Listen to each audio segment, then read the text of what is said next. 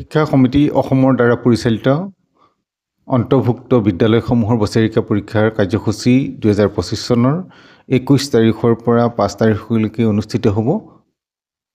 পিছবেলা কাৰো পৰীক্ষা নাই।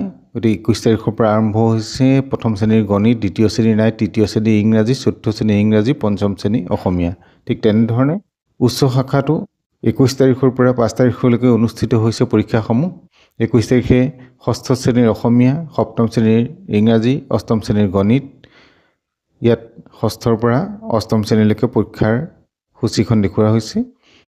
পৰীক্ষাৰ প্ৰগ্ৰেমখনত এটা কথা দেখা গ'ল যে ষষ্ঠৰ পৰা অষ্টম শ্ৰেণীলৈকে ছাত্ৰ ছাত্ৰীসকলৰ পৰীক্ষা শেষ হ'ব 5 তাৰিখে, আনহাতে প্ৰথম শ্ৰেণীৰ পৰীক্ষা শেষ হ'ব 1 তাৰিখে,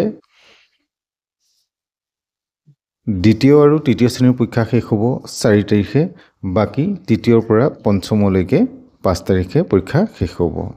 নমো নমঃ।